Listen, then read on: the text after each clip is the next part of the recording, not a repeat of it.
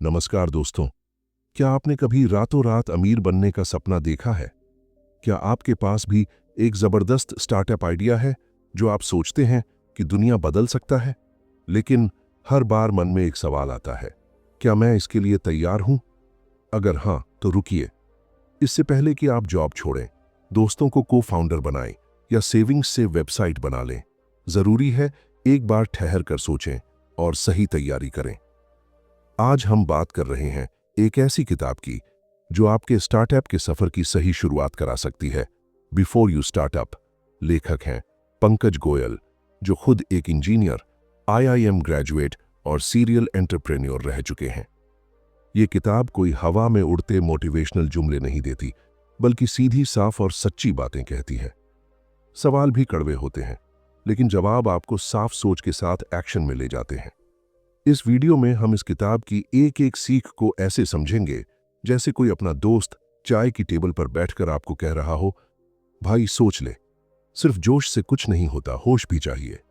तो आइए, अगर आप भी स्टार्टअप शुरू करने का सपना देख रहे हैं या आप जानना चाहते हैं कि क्या आप सच में तैयार हैं, तो इस वीडियो को पूरा जरूर देखिए, क्योंकि हो सकता है यह वीडियो आपको एक गलत फैसले से बचा ले या फिर आपको उस उड़ान के लिए तैयार कर दे जिसका इंतजार आपकी किस्मत सालों से कर रही है।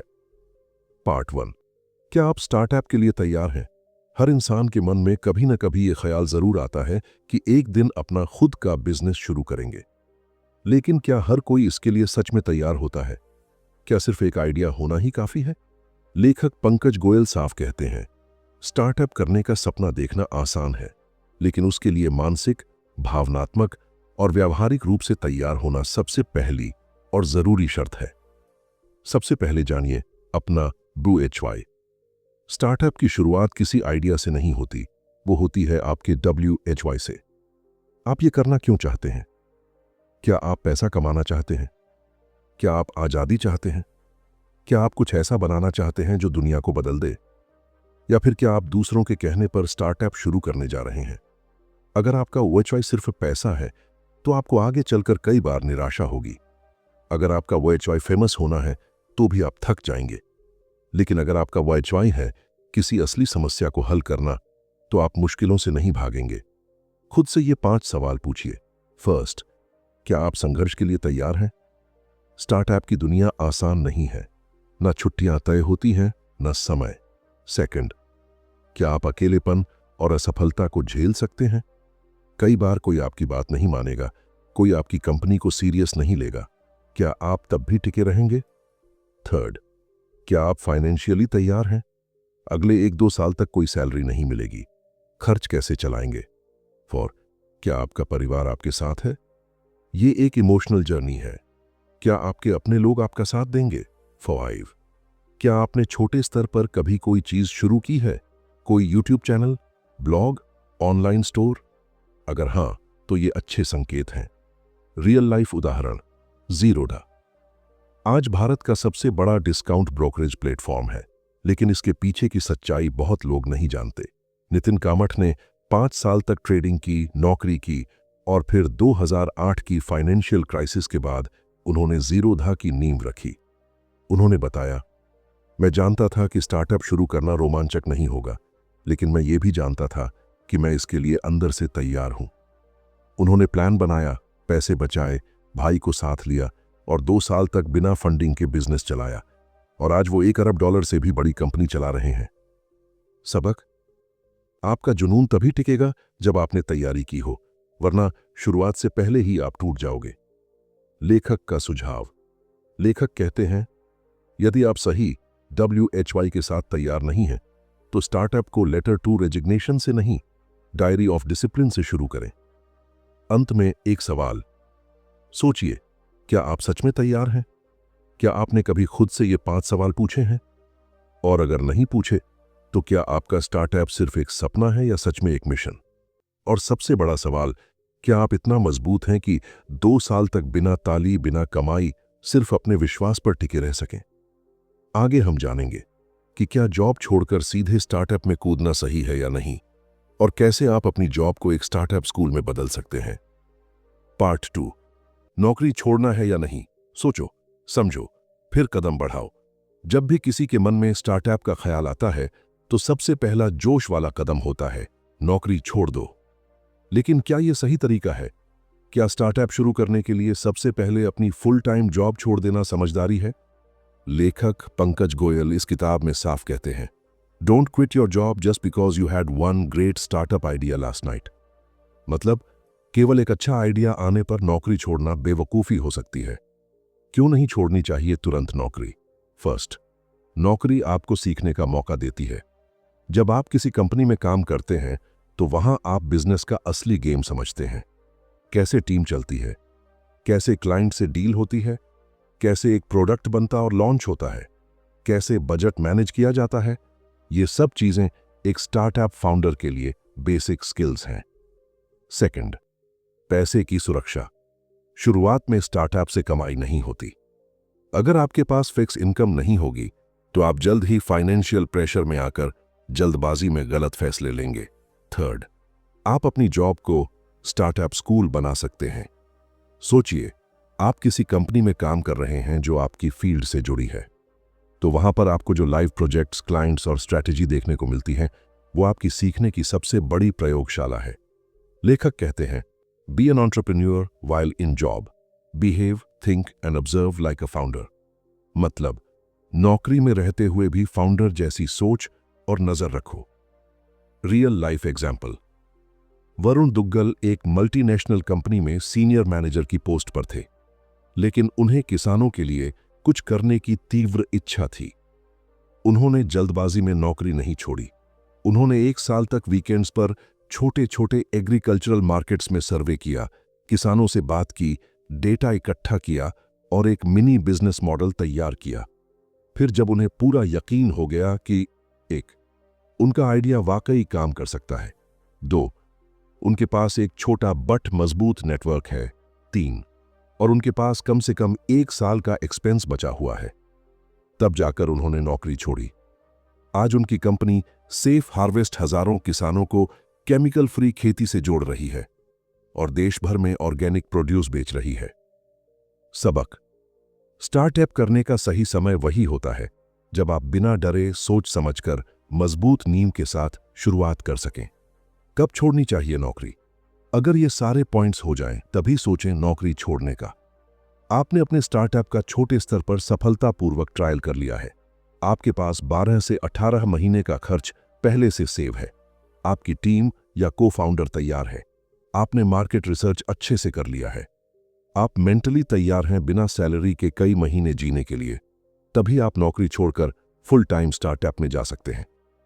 अब आप बताइए, क्या आप बस जोश में आकर नौकरी छोड़ना चाहते हैं या आपने भी अपने करियर को एक स्टार्टअप स्कूल बनाना शुरू कर दिया है? और सोचिए, अगर कल आपकी कंपनी की मीटिंग में आपको यह चुनने को कहा जाए कि अब या कभी नहीं, नौकरी छोड़ो और सपना जियो, तो क्या आप तैयार हैं? आगे हम जानेंगे कि एक मजबूत और सफल स्टार्टअप आइडिया कैसे चुना जाए और कैसे तय करें कि आपका आइडिया सिर्फ एक ख्याल नहीं, एक जरूरत है।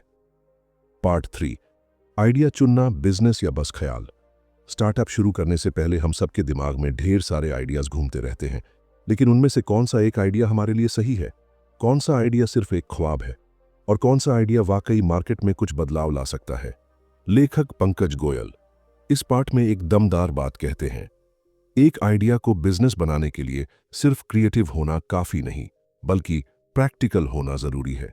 यानी सिर्फ एक अनोखा विचार ही नहीं, वो विचार लोगों की जरूरत भी पूरी करता हो, तब जाकर वो एक असली स्टार्टअप बन सकता है। क्या हर आइडिया स्टार्टअप बन सकता है? नहीं, हर नया ख्याल स्टार्टअप नहीं बन सकता। क्यों? क्योंकि बिजनेस वही चलता है जो फर्स्ट, किसी समस्या को हल करता है, सेकंड, किसी जरूरत को पूरा करता है, थर्ड, या फिर किसी सिस्टम को बेहतर बनाता है। अगर आपका आइडिया इनमें से किसी एक पॉइंट को भी हिट नहीं करता, तो शायद वो सिर्फ एक इंटरेस्टिंग थॉट है, प्रैक्टिकल बिजनेस नहीं। सही आइडिया को पहचानने के 3 जरूरी स्टेप्स। फर्स्ट, पेन पॉइंट पहचानिए। क्या आपके आइडिया से लोगों की कोई असली समस्या सुलझती है? उदाहरण के लिए, स्विगी और ज़ोमैटो सिर्फ खाने की ऐप्स नहीं है, वो उन लोगों की समस्या हल करती है जो थके हुए हैं, बाहर नहीं जा सकते, टाइम नहीं निकाल सकते। सेकंड, ऑडियंस को समझिए। आपका टारगेट ग्राहक कौन है? क्या वो इस प्रॉब्लम को लेकर सच में परेशान है? क्या वो इसके लिए पैसा देने को तैयार है? थर्ड, आइडिया को टेस्ट कीजिए, वैलिडेशन। जिन्हें आप मदद करना चाहते हैं, पहले उनसे पूछिए, क्या वो आपकी मदद चाहते भी हैं? छोटे स्केल पर प्रोटोटाइप बनाकर देखें।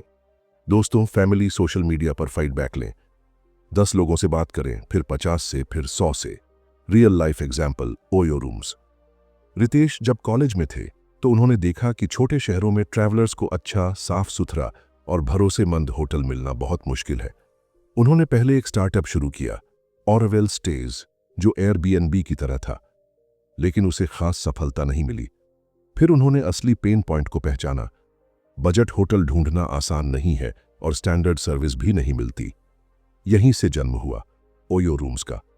उन्होंने होटल्स को एक ब्रांडेड एक्सपीरियंस दिया, जहां कम दाम में भी एसी, वाईफाई, साफ सुथरी बेडशीट और मोबाइल से बुकिंग जैसी सुविधाएं मिली। सबक, उन्होंने कोई नया कॉन्सेप्ट नहीं बनाया, बल्कि एक पुरानी समस्या को नए तरीके से हल किया, और वही बना उनका स्केलेबल स्टार्टअप। लेखक की सीख।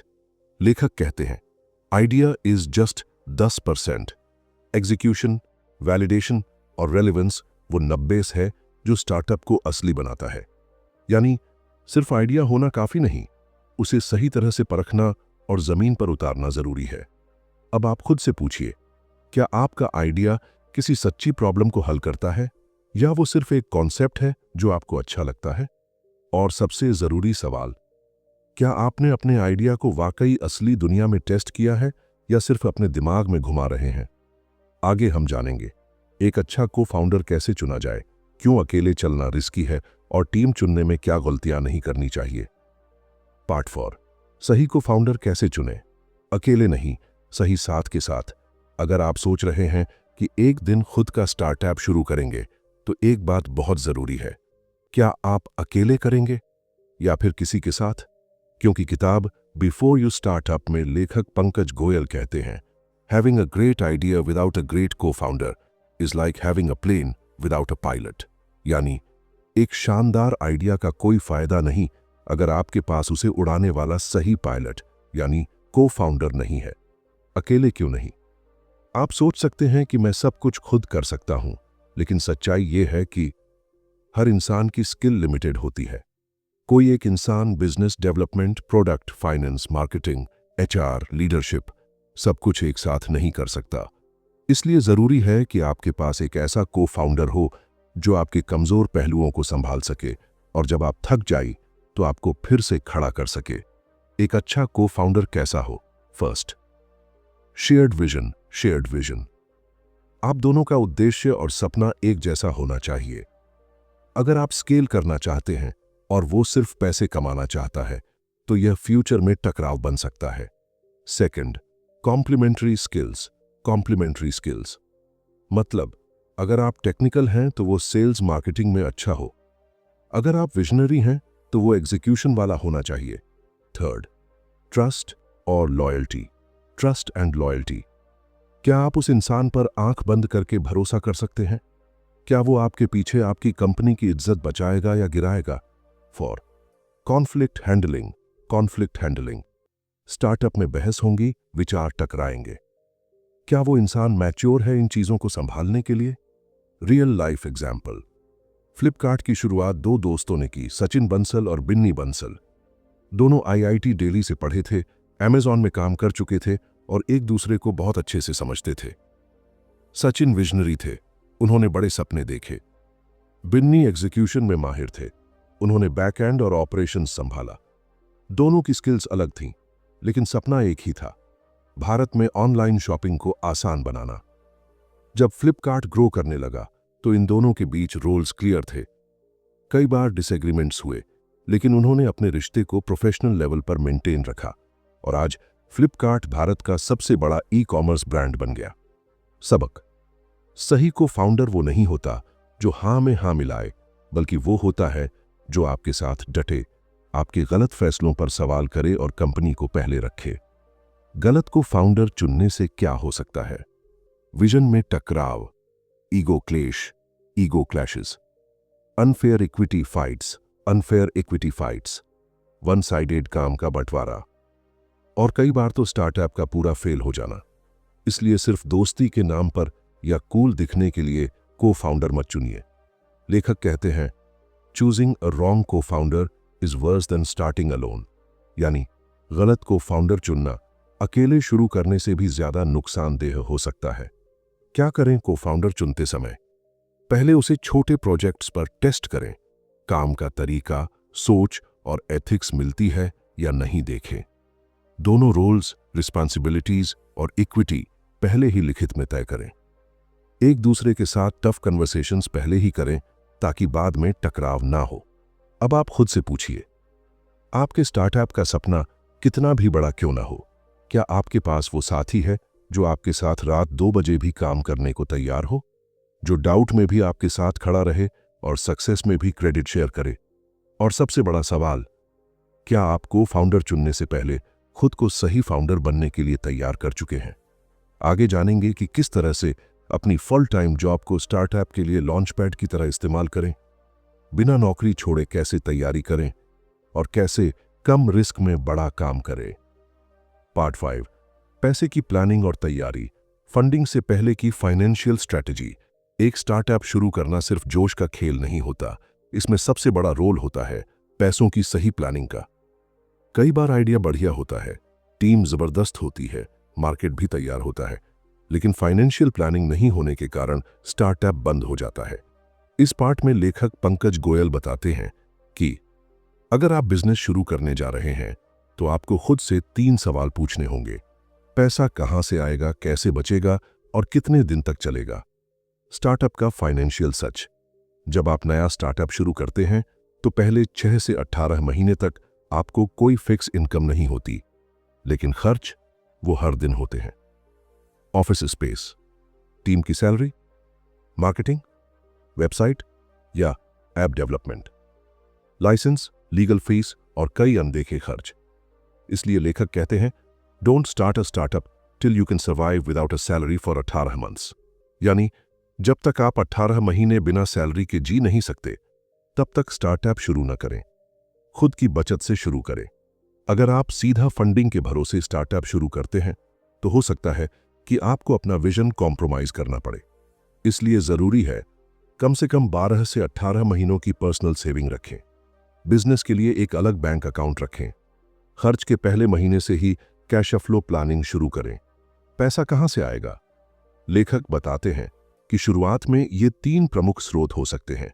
फर्स्ट, सेल्फ फंडिंग, बूटस्ट्रैपिंग, खुद की सेविंग से बिजनेस शुरू करना। फ्रीडम ज्यादा लेकिन रिस्क भी पूरा आपका। सेकंड, फ्रेंड्स एंड फैमिली, लेकिन साफ साफ टर्म्स रखें ताकि बाद में रिश्तों में दरार न पड़े।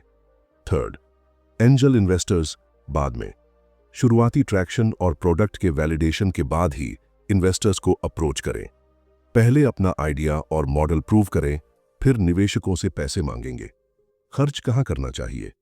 लेखक का गोल्डन रूल है, spend money only on things that generate value और हेल्प वैलिडेट योर आइडिया, यानी पैसा सिर्फ वहीं लगाओ जो या तो कस्टमर लाए या प्रोडक्ट को टेस्ट करे। मतलब फैंसी ऑफिस, कॉफी मशीन या ब्रांडेड स्टेशनरी में नहीं। अच्छी वेबसाइट, डिजिटल मार्केटिंग, टेस्टिंग और कस्टमर फीडबैक में। हाँ, real life example, Shridhar Vembu ने ज़ोहो को बिना किसी बाहरी फंडिंग के शुरू किया। उन्होंने प्रॉफिट से ही कंपनी को बढ़ाया और आज ज़ोहो एक $multi-billion कंपनी है, पूरी तरह से बूटस्ट्रैप्ड। उनका कहना था, अगर आप शुरुआत से पैसा समझदारी से खर्च करना सीख जाए तो आपको कभी इन्वेस्टर के आगे झुकना नहीं पड़ेगा। उन्होंने छोटे खर्चों पर कंट्रोल रखा और कस्टमर के असली वैल्यू पर फोकस किया। आज ज़ोहो दुनिया की रेयर कंपनियों में से है जो बिना एक्सटर्नल इन्वेस्टमेंट के इतनी बड़ी बनी। लेखक की सीख, पैसा स्टार्टअप का फ्यूल है, अगर वो जल्दी खत्म हो गया तो गाड़ी रुक जाएगी, चाहे ड्राइवर कितना भी अच्छा हो। इसलिए खुद को पहले फाइनेंशियल रूप से तैयार कीजिए, तभी इमोशनली और मेंटली रेडी हो पाएंगे। अब आप सोचिए, अगर आज आप अपनी जॉब छोड़ दें तो क्या आपके पास अगले 12 महीने का खर्चा चलाने के लिए सेविंग है? क्या आपने स्टार्टअप के हर छोटे बड़े खर्च की एक ऑनेस्ट लिस्ट बनाई है? और सबसे जरूरी सवाल, क्या आपका आइडिया फंडिंग के बिना भी 6 महीने तक जिंदा रह सकता है? पार्ट 6, मेंटरशिप, लर्निंग और फेलियर। गिरो लेकिन फिर उड़ो। हर कोई स्टार्टअप शुरू करने का सपना देखता है, लेकिन कुछ लोग ही उसे जी पाते हैं। क्यों? क्योंकि ज्यादातर लोग ये सोचते हैं कि उन्हें सब कुछ खुद ही पता होना चाहिए। लेकिन लेखक पंकज गोयल इस भ्रम को तोड़ते हुए साफ कहते हैं, you don't need to know everything, but you need to be willing to learn everything. यानी आपको सब कुछ पहले से जानने की जरूरत नहीं है, लेकिन आपको सब कुछ सीखने का जज्बा जरूर होना चाहिए। क्यों जरूरी है मेंटर? स्टार्टअप की दुनिया में कोई तय रास्ता नहीं होता। हर मोड़ पर फैसले लेने होते हैं और गलत फैसलों की कीमत बहुत भारी पड़ सकती है। इसलिए जरूरी है कि आपके पास एक मेंटर हो जो खुद उस रास्ते से गुजर चुका हो। मेंटर आपको क्या देता है? एक्सपीरियंस का shortcut, practical wisdom, honest feedback, emotional strength. लेखक कहते हैं, a good mentor will not give you answers, he will help you ask better questions. यानी एक अच्छा मेंटर आपको जवाब नहीं देता, वो आपको सही सवाल पूछना सिखाता है। कैसे ढूंढें सही मेंटर? फर्स्ट, इंडस्ट्री में किसी अनुभवी व्यक्ति से जुड़े। लिंक्डइन, नेटवर्किंग इवेंट्स, पुराने बॉस या कॉलेज एलुमनी। सेकंड, मेंटरशिप एक रिश्ता है, डील नहीं। सिर्फ सलाह लेने नहीं, सीखने और देने दोनों के लिए तैयार रहें। थर्ड, रेस्पेक्ट, टाइम और फॉलो अप बहुत जरूरी है। मेंटर आपको वक्त देंगे तो उसे बर्बाद मत कीजिए। लर्निंग की आदत बनाइए। स्टार्टअप चलाना एक स्कूल है जहां हर दिन टेस्ट होता है। अगर आप सीखने को तैयार हैं तो आप हर गलती से इवॉल्व करेंगे। लेखक मानते हैं कि एक सफल एंटरप्रेन्योर हमेशा किताबें पढ़ता है, पॉडकास्ट सुनता है, सफल लोगों के इंटरव्यू देखता है और सबसे जरूरी, अपने फेलियर से सीखता है। फेलियर डर नहीं, दोस्त है। Failure is not opposite of success, it is part of success. यानी असफलता सफलता के विपरीत नहीं, उसका हिस्सा है। हर बड़ा स्टार्टअप फेलियर की राख से ही उठता है। अगर आप फेल होने से डरते हैं तो सीखने का मौका खो बैठते हैं। अगर आप फेल होने के बाद रुक जाते हैं तो आपने अपने स्टार्टअप को अधूरा छोड़ा। Real life example, Ritesh Agarwal ने जब ओयो शुरू किया था तब उनका पहला प्रोजेक्ट ऑरोवेल स्टेज फेल हो गया था। उन्हें बहुत कम उम्र में ही रिजेक्शन, पैसा खत्म होना और बिजनेस न चल पाने का दर्द झेलना पड़ा। लेकिन उन्होंने हार नहीं मानी। उन्होंने अपने आइडिया को इवॉल्व किया, मार्केट की जरूरत समझी और ऑरोवेल को बदलकर ओयो बनाया। आज ओयो दुनिया की सबसे बड़ी हॉस्पिटैलिटी ब्रांड्स में से एक है। सीख, फेलियर ही सबसे बड़ा टीचर है, बस आप उसे सुनना सीखो। लेखक का सीधा संदेश, एंटरप्रेन्योरशिप का असली मतलब है बार बार गिरना और हर बार नए जोश से उठना। मेंटरशिप, लर्निंग और फेलियर, ये तीनों एक सक्सेसफुल एंटरप्रेन्योर की नींव है। दोस्तों, अब आप खुद से पूछिए, क्या आपने अपनी जिंदगी में किसी ऐसे इंसान से मेंटरशिप ली है जिसने आपकी सोच बदली हो? क्या आप फेल होने को अपना दुश्मन मानते हैं या उसे एक गुरु की तरह अपनाते हैं? और सबसे बड़ा सवाल, क्या आपने अपनी असफलताओं से वो सबक सीखा है जो किसी एमबीए में नहीं सिखाया जाता? पार्ट 7, अब आप तैयार हैं, एक सफर जो अब उड़ान बनेगा। Recap plus realization. अगर आप यहां तक पहुंचे हैं तो यकीन मानिए, आप भी अब एक सोच से आगे बढ़कर एक्शन की तरफ बढ़ चुके हैं। लेखक पंकज गोयल इस आखिरी चैप्टर में कहते हैं, a startup is not just a business idea, it's a mindset, a lifestyle, a responsibility. यानी स्टार्टअप सिर्फ एक आइडिया नहीं है, ये एक सोच है, एक जीवन शैली है और एक बड़ी जिम्मेदारी भी। चलिए अब एक नजर डालते हैं, आपने अब तक क्या क्या सीखा। पार्ट 1, क्या आप वाकई तैयार हैं? आपने जाना कि सिर्फ आइडिया होना काफी नहीं होता। खुद से ईमानदारी से सवाल पूछना जरूरी है। क्या मैं फेल होने के लिए तैयार हूं? क्या मैं लंबे समय तक बिना इनकम के टिक सकता हूं? पार्ट 2, सही वजह और कमिटमेंट। अगर वजह सही है तो रास्ते खुद बनते हैं। स्टार्टअप सिर्फ पैसा कमाने के लिए मत करो, वो करो जो आपके अंदर से आता हो। पार्ट 3, स्टार्टअप क्या है और क्या नहीं। बिजनेस और स्टार्टअप में फर्क समझा। स्टार्टअप वो है जो स्केलेबल और रिपीटेबल हो। पार्ट 4, को फाउंडर चुनने की कला। सही को फाउंडर वही होता है जो आपके विजन को समझे और मुश्किल वक्त में भी साथ खड़ा रहे। पार्ट 5, पैसे की प्लानिंग और तैयारी। बिना सैलरी के 12 से 18 महीने कैसे निकालेंगे? फंडिंग से पहले खुद की सेविंग, स्मार्ट खर्च और बजट बनाना क्यों जरूरी है? पार्ट 6, मेंटरशिप, लर्निंग और फेलियर। सीखते रहो, झुकते रहो और उठते रहो। असफलता से डरने के बजाय उससे सीखिए। एक सही मेंटर से गाइडेंस लो। अब अगला कदम। अब जब आपने पूरी तैयारी कर ली है तो अगला स्टेप है, अपना आइडिया वैलिडेट कीजिए, लोगों से फीडबैक लीजिए। एक MVP, मिनिमम वायबल प्रोडक्ट बनाइए। छोटी शुरुआत कीजिए लेकिन बड़े फोकस के साथ। और सबसे जरूरी, चलते रहिए। Real life final example. Vijay Shekhar Sharma Paytm शुरू करने से पहले एक छोटा सा वेंचर चला रहे थे, 197 कम्युनिकेशंस। पैसा बहुत कम था, अंग्रेजी बोलने में झिझक थी, लेकिन सपनों में दम था। 2010 में पेटीएम लॉन्च किया, 2016 में नोटबंदी ने फायूल दिया, और आज पेटीएम भारत के हर कोने तक पहुंच चुका है। सबक, तैयारी, लगन और सीखने की भूख, यही 3 चीजें आपको मंजिल तक पहुंचाती हैं। लेखक की आखिरी सीख, अगर आप अभी भी सोच रहे हैं तो शायद आप अभी तक तैयार नहीं हैं। लेकिन अगर अब आपको डर के बावजूद कदम उठाने का मन हो रहा है तो बधाई हो, अब आप तैयार हैं। कुछ जरूरी सुझाव। फर्स्ट, जर्नल लिखना शुरू करें। हर दिन अपनी सीख और योजना को लिखें। सेकंड, हर महीने एक बुक पढ़ें, खासकर बिजनेस, मानसिकता और फेलियर से जुड़ी।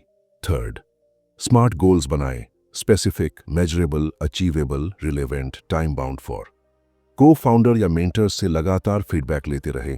5, fail fast, test early, learn early. 6, mental और फिजिकल हेल्थ को नजरअंदाज मत कीजिए। 7, धैर्य रखें, Rome wasn't built in a day, और न ही कोई यूनिकॉर्न स्टार्टअप।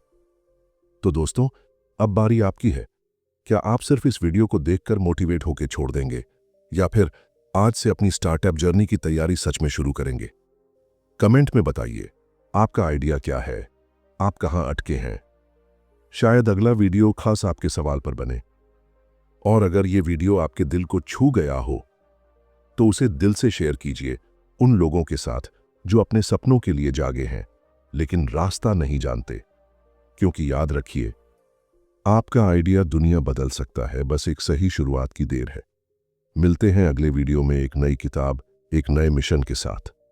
तब तक सीखते रहिए, बढ़ते रहिए और अपने आप पर यकीन रखिए।